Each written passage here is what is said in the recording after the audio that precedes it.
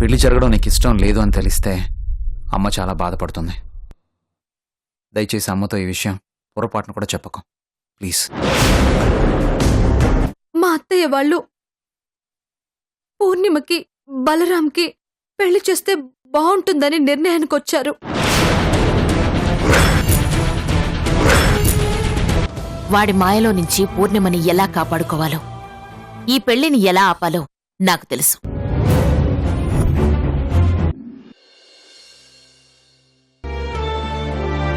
మాకు పూర్ణిమ వేరు, నువ్వు వేరు కాదు. ఇద్దరూ ఒకటే. మీ ఇద్దరూ మా ఇంటి బిడ్డలే.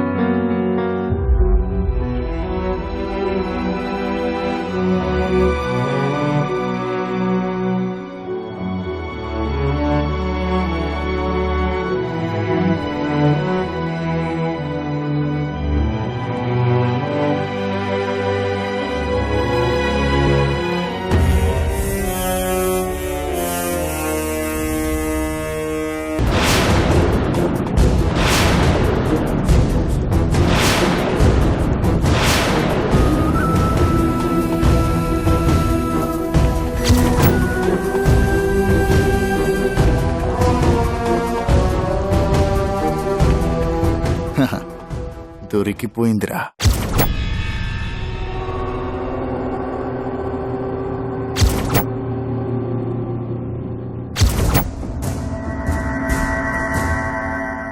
మీనాక్షి మీ ఇంటికి వచ్చిందని చెప్తే నమ్మలేదు కదా? కళ్ళారా చూసావు. ఇప్పటికైనా నమ్మకం కుదిరిందా?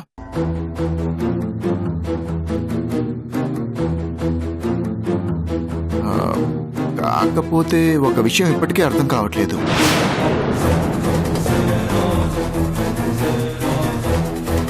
రెండు రోజుల దాకా మంచి రోజులు లేవు కాబట్టి మా వాళ్ళెవరు మీ ఇంటికి వెళ్ళొద్దని పూజారి గారు చాలా క్లియర్గా చెప్పారు. మరి మంచి రోజులు కాదని తెలిసినా సరే మీనాక్షి ఇలా ఎందుకు వచ్చిందో అదే అర్థం కావట్లేదు.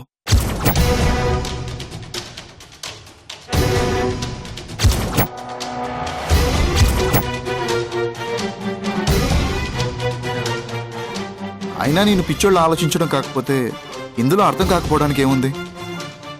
నా మీద మీనాక్షికి ఎలాగో మంచి అభిప్రాయం లేదు కాబట్టి ఈ విషయం మీ వాళ్ళతో చెప్పి ఖచ్చితంగా మన పెళ్ళి ఆపడానికి అయి ఉంటుంది.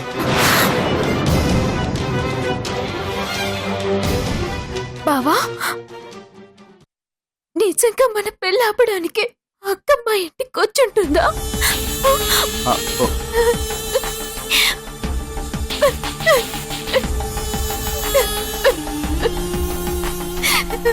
పురి, ఏంటిది అర్థం లేకుండా? ఇదిగో ఈ కన్నీళ్ళని చూడలేకే నేను ఈ పెళ్లికి ఒప్పుకుంది. మరి అలాంటిది నువ్వు ఇలా ఏడుస్తూ ఉంటే నేను చూస్తూ ఊరుకోగలనా? అవసరమైతే మీ వాళ్ళ కాళ్ళు పట్టుకునైనా సరే ఈ పెళ్లికి ఒప్పిస్తాను. నాకు నీ ఆనందం ముఖ్యం పూరి. అందుకోసం ఏం చేయడానికైనా వెనకాడిని.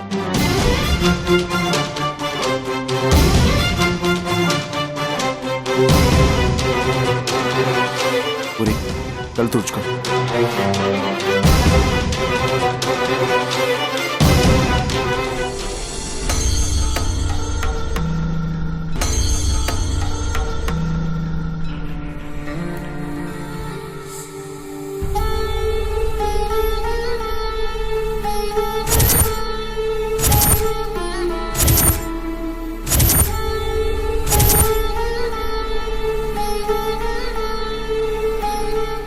అది కాదు మీనాక్షి, ఆల్రెడీ దేవకి గారి వాళ్ళతో మాట్లాడేశావు. వాళ్ళు ఈ పెళ్లికి ఒప్పుకోమని చెప్పేశారు. అంటే ఆటోమేటిక్గా బలరాం కొట్టుకి చిక్పడినట్లే, పూరి లైఫ్ కాపాడినట్లే. ప్రాబ్లం సాల్వ్ అయిపోయింది కదా. మరి ఇంకా ఎందుకు టెన్షన్ పడుతున్నావో నాకైతే అర్థం కావట్లేదు. లేదు కిరణ్, పెళ్లి పేరుతో ఇంత కుట్ర ప్లాన్ చేసినవాడు, నాటకాలతో ఇంత దూరం తీసుకొచ్చినవాడు వాళ్ళు నో అని చెప్తే సైలెంట్గా ఉండడు. ఖచ్చితంగా మళ్ళీ ఏదో ఒక ప్లాన్ చేస్తాడు. ఆల్రెడీ వాడు పూర్ణిమని భయంకరంగా నమ్మించాడు కాబట్టి తనను అడ్డు పెట్టుకుని ఏదో ఒక విధంగా ఈ పెళ్లిని ఒప్పించడానికి ప్రయత్నిస్తాడు. అందుకోసం వాడెంత నీచానికైనా దిగజారుతాడు. వాడికి అలాంటి ఛాన్స్ ఇవ్వకుండా ఉండాలి అంటే మనం ఏమాత్రం లేట్ చేయకుండా ఇమీడియట్ గా వాడి నిజస్వరూపాన్ని బయట పెట్టాలి. అందుకోసం మనకున్న ఆధారాల్లో దొరై లాంటి ఒక మంచి అవకాశాన్ని పోగొట్టుకున్నాం. అలాగే మూర్తిని ట్రీట్మెంట్ కోసం అభిగారు అమెరికాకు తీసుకెళ్లారు. కానీ అతనింకా కోమాలోనే ఉన్నాడు. సో ప్రస్తుతం మనకున్న ఒకే ఒక ఆధారం ఆ సోము. అతన్ని గనక మనం ఇమీడియట్ గా పట్టుకోగలిగితే బలరాం ఏదైనా ప్లాన్ కి తెర తీసే లోపే వాడి నిజ స్వరూపాన్ని అందరికీ తెలిసేలా చేయొచ్చు. కరెక్టే మీనాక్షి, కానీ ఆ సోము ఎక్కడున్నాడో ఏంటో ఒక చిన్న క్లూ కూడా తెలియట్లేదు. మరి అలాంటి వాడిని వెతికి పట్టుకోవటం అంటే చాలా కష్టంతో కూడుకున్న పని అనిపిస్తోంది.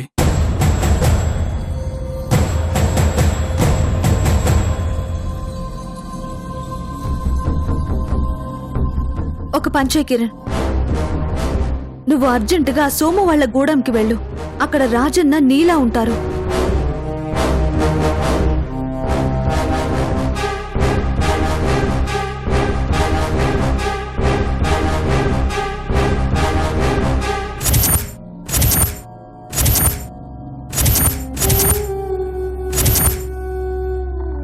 ఆ సోము గురించి వాళ్ళకి ఖచ్చితంగా తెలిసే అవకాశం ఉంటుంది. వాళ్ళు చాలా మంచి వాళ్ళు, మనకి తప్పకుండా వాళ్ళు హెల్ప్ చేస్తారు. అందుకే నేను రిక్వెస్ట్ చేశానని చెప్పి వాళ్ళని జాగ్రత్తగా ఇక్కడికి తీసుకురా కిరణ్. వాళ్ళ ద్వారా ఆ సోముని ఎలాగైనా సరే పట్టుకోవచ్చు. అలాగే మీనాక్షి. చూడు కిరణ్, మనకున్న ఒకే ఒక్క ఆధారం ఇది. ఎట్టి పరిస్థితుల్లోనూ మిస్ అవ్వడానికి వీల్లేదు. చాలా చాలా కేర్ఫుల్ గా ఉండాలి. అన్నిటికీ మించి సోము విషయంలో బలరాంకి అలర్ట్ అయ్యే ఛాన్స్ ఇవ్వకూడదు.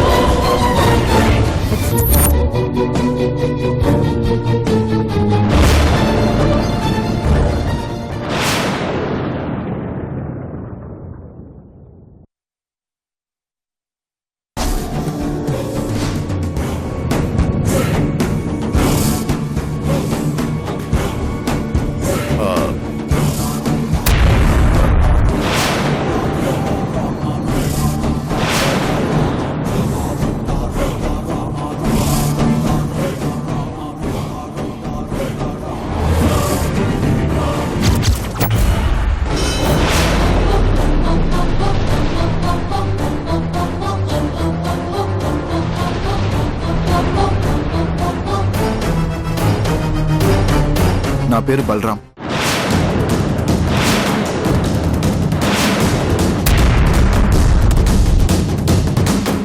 లోపలికి రావచ్చా? భూపతి,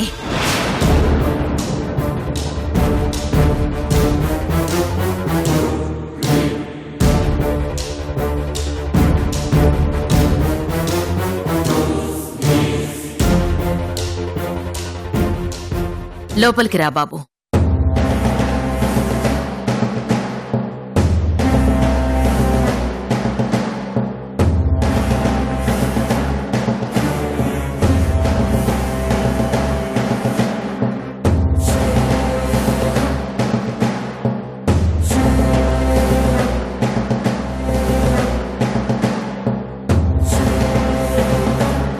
కూర్చో బాబు. పర్లేదండి. చెప్పు బాబు, ఏంటి ఏదైనా ఆఫీస్ పని మీద వచ్చావా? ఆ, లేదండి, మీ అందరితో పనుండి వచ్చాను.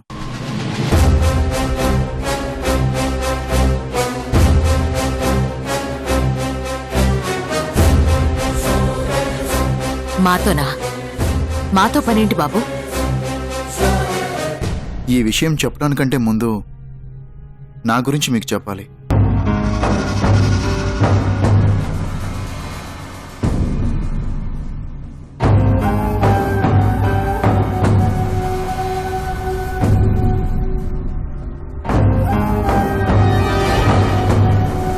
నేనొక పెద్ద యదవని, దుర్మార్గుణ్ణి. ఒక్క మాటలో చెప్పాలంటే అందరూ అసహించుకునే నీచుణ్ణి.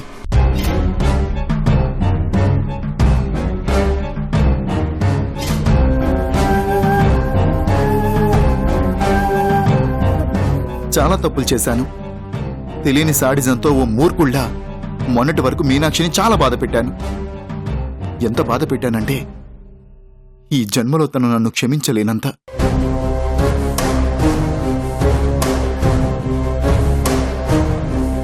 కానీ ఒక స్టేజ్కి వచ్చాక ఆలోచిస్తే నేనింత రాక్షసంగా ప్రవర్తించానా అని నా మీద నాకే అసహ్యం వేసింది.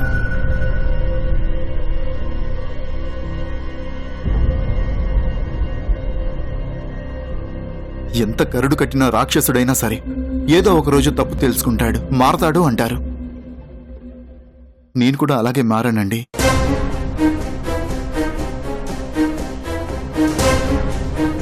కానీ నేను మారాను అని నమ్మించడానికి కానీ నిరూపించుకోవడానికి కానీ నా దగ్గర సాక్ష్యాలు లేవు. మారాను అన్న మాట తప్ప.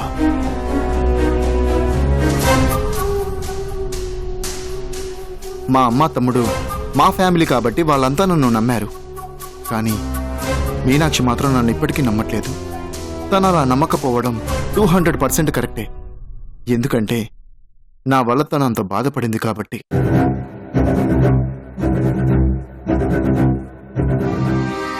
అందుకే నా తప్పుని సరిదిద్దుకోవడం కోసం నా తమ్ముణ్ణి మీనాక్షిని కలపాలని అన్ని రకాలుగా ప్రయత్నిస్తున్నాను.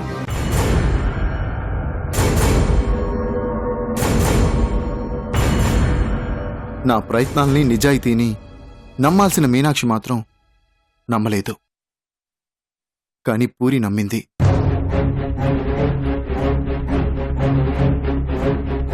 తను నమ్మినందుకు నాకు చాలా ఆనందంగా ఉంది. కానీ అక్కడే ఒక ప్రాబ్లం వచ్చింది.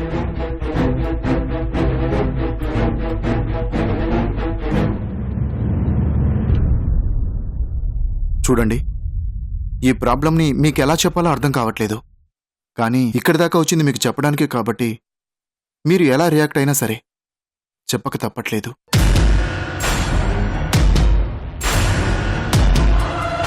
పూరి మంచితనం మా అమ్మకి చాలా బాగా నచ్చింది. మా అమ్మకి ఈ ఆలోచన ఎందుకు వచ్చిందో ఏమో తెలియదు కానీ మా ఇద్దరికి పెళ్లి చేస్తే బాగుంటుందని తను అభిప్రాయపడింది.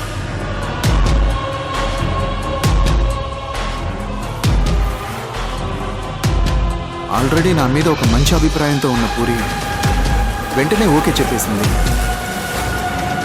కానీ నేను మాత్రం ఇష్టం లేదని చెప్పాను.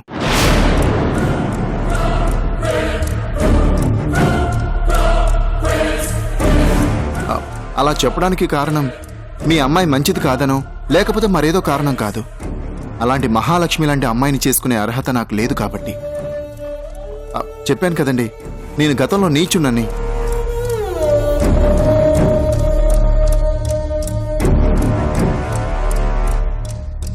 తల్లిదండ్రులుగా మీ బిడ్డని ఒక గొప్పోడికి ఇవ్వాలని కోరుకుంటారు.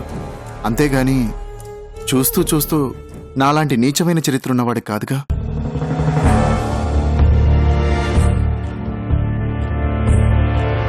అందుకే ఈ పెళ్లి ప్రయత్నాలని ఆపాలని సాయశక్తిలో ప్రయత్నించాను.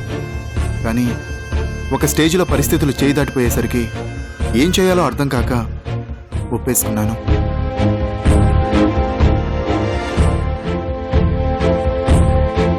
ఆ పరిస్థితులు ఏంటంటే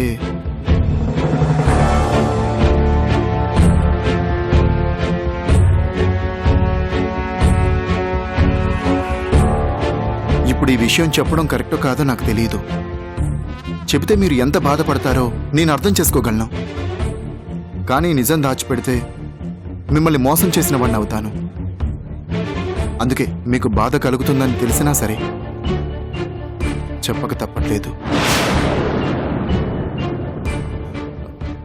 ఈ పెళ్లి నాకు ఇష్టం లేదని చెప్పగానే పూరి సూసైడ్ చేసుకోవడానికి ప్రయత్నించింది.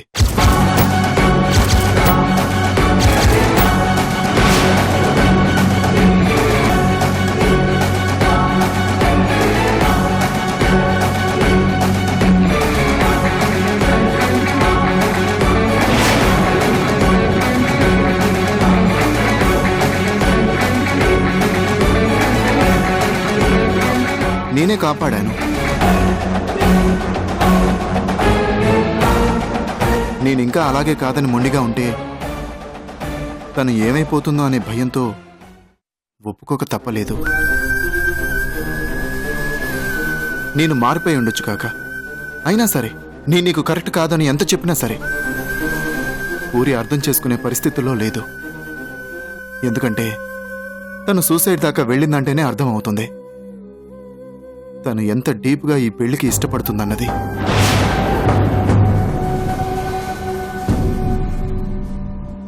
అందుకే తల్లిదండ్రులుగా మీ అమ్మాయి భవిష్యత్తు కోసం మీరు తనకి నచ్చజెప్పి తన మనసు మార్చండి. అలాగే రేపు మా అమ్మ వాళ్ళు ఇక్కడికి వస్తున్నారు. నేను ఇలా చెప్పానని చెప్పకుండా ఈ పెళ్లి మీకు ఇష్టం లేదని మా అమ్మ వాళ్ళతో చెప్పండి ప్లీజ్.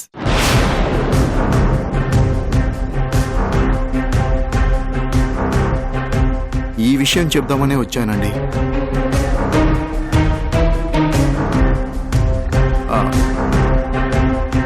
చూడండి, నేనొచ్చి ఇలా చెప్తుంటే మీరిదంతా డ్రామానో యాక్షనో అనుకోవచ్చు. మీరు ఏమనుకున్నా నమ్మినా నమ్మకపోయినా పర్వాలేదు. కానీ దయచేసి ఈ పెళ్లి మాత్రం ఆపండి.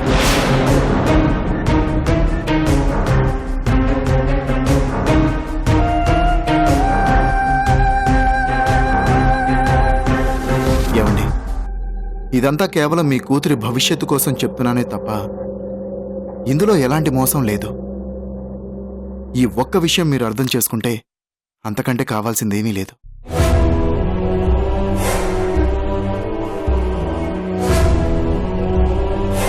ఒకవేళ మీరిప్పుడు నమ్మకపోయినా నిజమేంటన్నది భవిష్యత్తులో అయినా తెలుస్తుంది. అప్పుడైనా మీరు నమ్ముతారుగా నేను మారిపోయానని.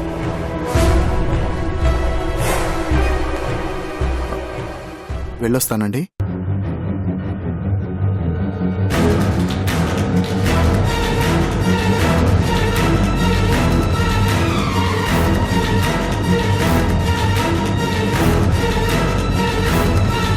ఏంటోదినా ఇది? పూర్ణిమ ఆత్మహత్య చేసుకోబోయిందన్న విషయం మీనాక్షి మనకి చెప్పకపోవడం ఏంటి? అన్ని విషయాలు చెప్పి ఈ ఒక్క విషయం దాచాల్సిన అవసరం ఏముంది?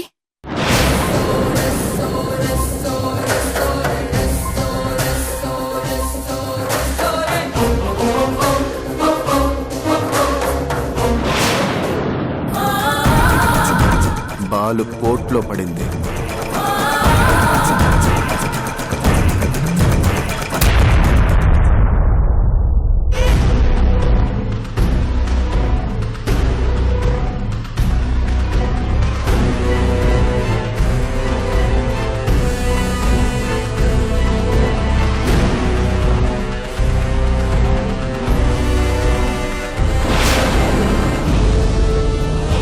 అత్త, మీనాక్షి వస్తుంది.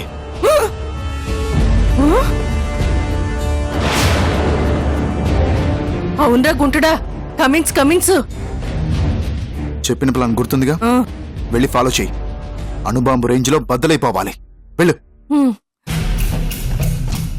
ఇదిగో బిగ్గలుడు, ఇవి జాగ్రత్త పెట్టు, వచ్చి పెట్టుకుంటాను. పెట్టుకోకపోతే నీ గ్లామర్ ఏం పాడైపోదులే. పో. అయ్యో,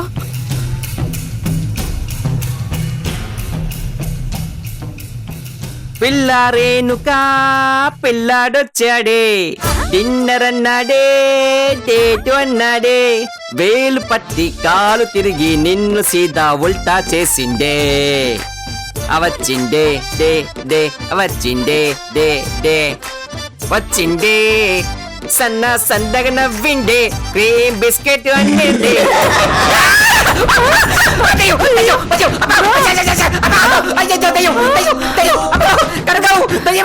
బ్రో మై మై మై ఎక్కడ చచ్చావే త్వరగా రావే అబ్బా ఏమైందండి